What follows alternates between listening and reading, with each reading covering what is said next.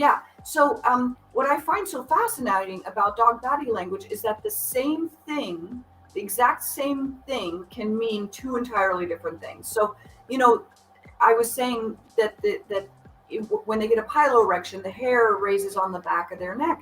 That can be a sign of arousal, but it can also be part of play.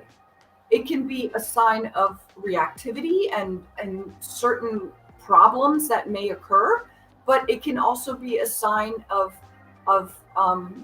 happiness. So it you always have to look at the individual body part and then zoom out, look at the whole dog, and then consider the whole context, and then consider what you know about that dog, because there can be individual differences. I know dogs that consistently have piloerections when they play, and that it's not a sign of trouble at all.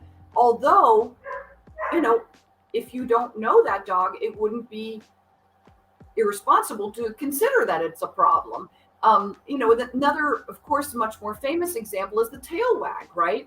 We think of tail wags as friendly, but if you're a professional trainer, especially if you're a dog behavior consultant, you know that that's a huge problem. You hear all the time clients will say, but his tail was wagging.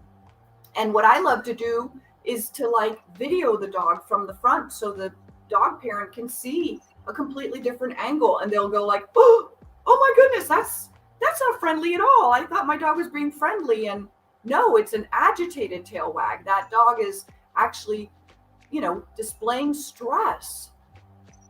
That's an amazing point of view that you were saying, like the perspective of the owner, right? Because normally the owner is with the leash, and if the dog is reacting, let's say, to a stimuli or to another dog that's probably in front of him, normally the perspective of the owner is from the back of the dog. And so the main thing that they are trying to look, it's like the arousal, the pilo arousal that you're saying, and then the tail wagging.